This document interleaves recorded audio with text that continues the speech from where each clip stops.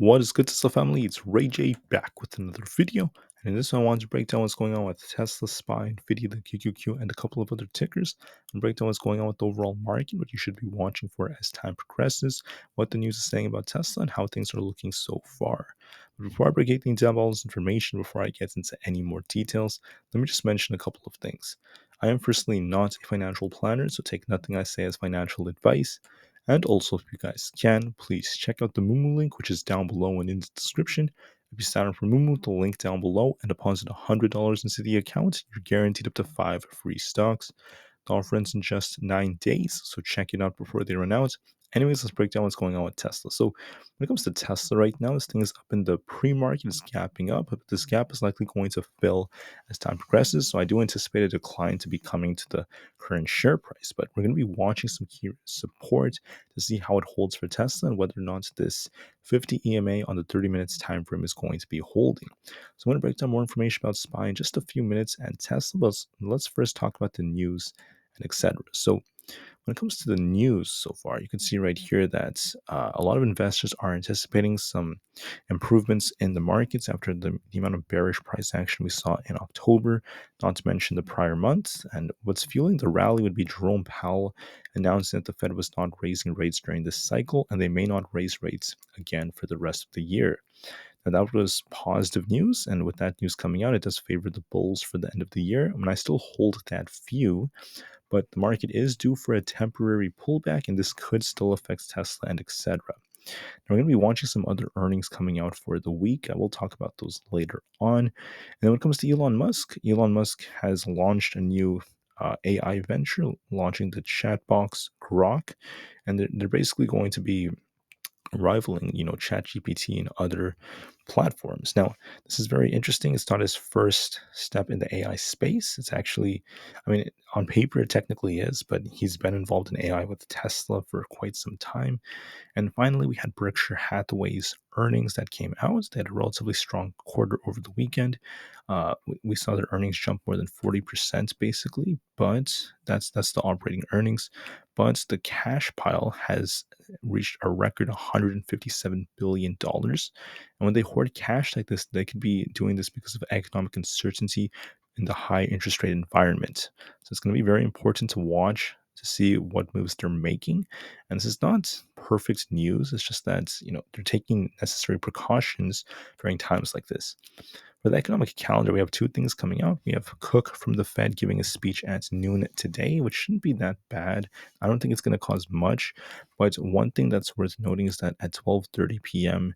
Eastern Standard Time, or 3 hours after market open, we have the 3-month and the 6-month bill auctions coming out, which could cause some volatility. So watch for volatility around 12:30 p.m. Eastern Time, 3 hours after open. And we'll see what happens during then. We'll see if this causes anything. So just be very patient.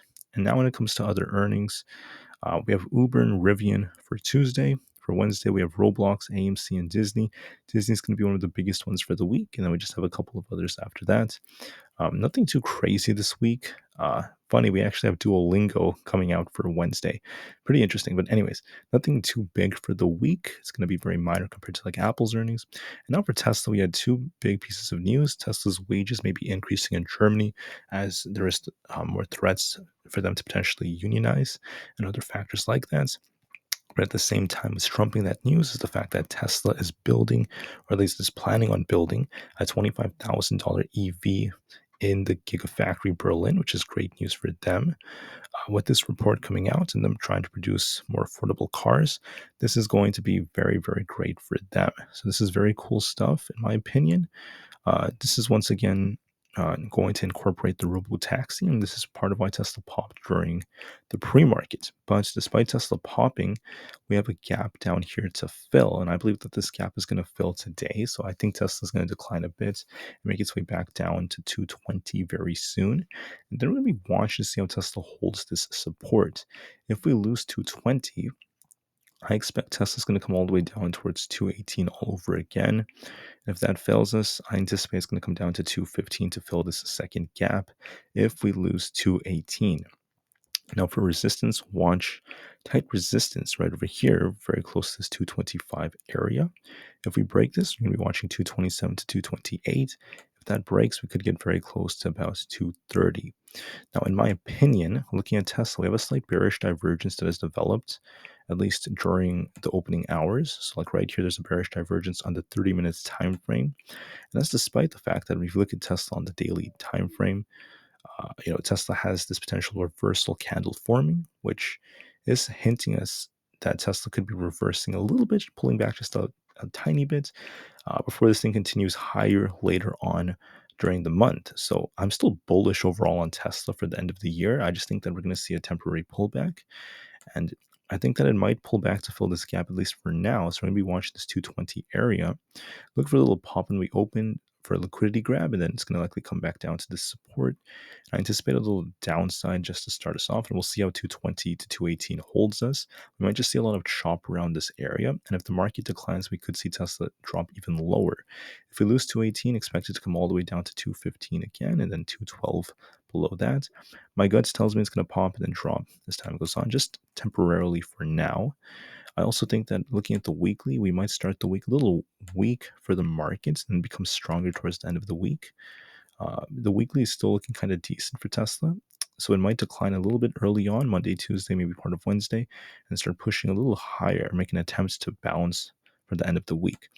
For SPY, I just wanted to call out that on SPY, very similar technicals as Tesla.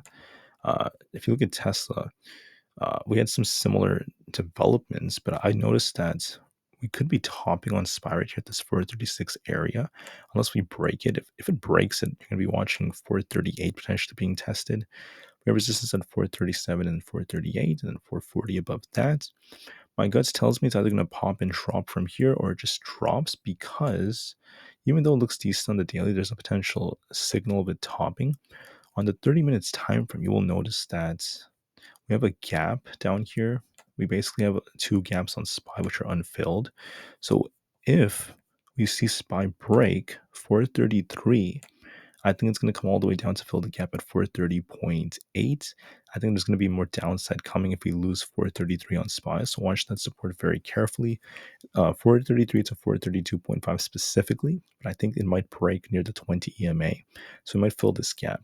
Either we pop a little bit surprisingly and then we drop down to fill the gap, or we just start declining and we just come down to 430. I think that's going to be a target for the next few days. I think SPY is going to come back down to fill this gap as we have this bearish divergence, and the market is still quite overextended after pumping so hard from last week.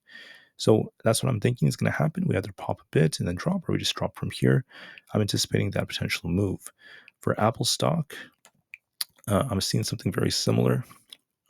For Apple's looking a little weak right now, which could weaken SPY and QQQ and the indices. Apple's currently testing 176 as support, but this thing has like a head and shoulders like pattern developing, and it's been declining, quite a bit, looking a little weaker for now. We're actually down about 0.2%. We're going to be watching this support right here at 176. If we lose that, watch 175.68, the 50 EMA on the 30 minutes time frame. If we lose this, if Apple breaks below 175.6, I anticipate 175 is coming, and it could just break below that, forming a head and shoulders. If this is forming a head and shoulders, if it does continue to decline, this is going to drag the market down a bit. So watch that very carefully. The odds do favor that looking at the current trend, but for us to turn bullish, you want to see it get above 178. As of right now, we're at 176, and it's looking kind of weak. So if we get above 178, we could break out towards 180. That's looking less likely, and it looks more likely like it's going to come down to 175. And the odds favor a little bit of downside for now. So that's the direction I'm leaning in. For Nvda, we had a bearish divergence develop because Nvda kind of popped when we opened. So if you look at the 30 minutes time frame, we have a bearish divergence. And I was talking about this 458 to 460 area potentially being tested before it declines. Instead, we reached 457.6, came just short of that, and now it's trying to decline already. So look for either one last pop on Nvidia towards this 460 area to get very close to it, 457.5 to 460, and then a rejection, and for it to come back down to fill this gap and come down towards like 450, or it might just decline from here and come back down towards 450. I'm thinking that the top could be in and Nvidia is going to decline towards 450. we're going to be watching that as key supports. If we lose 450, watch 448 and then 444 as key supports. If we lose 444, watch 442, 440, and then 438. And we have strong support at 438. So I anticipate either a pop and a drop or a drop from here on Nvda. Watch and see how 450 holds. Otherwise, there could be more declines. On the QQQ, we have a double top-like formation developing, very similar to SPY, almost identical actually. So look for a little pop for some potential declines as well on it, and it's going to look very similar, in my opinion. So on the 30 minutes time frame, we had this bearish divergence, and we have some tight resistance at 369. We're going to be watching 369 to 370 to see how the QQQ breaks or not. If we end up pushing higher, we could still develop another bearish divergence and just eventually decline, or it could just decline from here as we have this gap right here towards this like 367 area. So with the double top like formation, watch resistance at 369 and potential rejection for it to come down towards 367, or it could pop towards this 370 area and then reject. So it's going to be one of those two, either 369 is the top or 370 to 372. I believe it's going to be one of those two, either one last pop and a drop or a drop from here. I think that it's going to decline a bit towards the mid 360s for in a very, very healthy pullback style. Watch key support at 366 if we lose 367.5. So 367.5, 366 below that, and 365, and we'll see if it holds or not. All right, guys, so that's it for this one. This is your pre-market update video. The market could pop a little bit more, but look and see where this thing tries to form a top and watch resistance very carefully as there's potential for potential downside. All right, so thank you for listening. Have a great day, and I'll see you guys in the next one. Thanks, and peace out.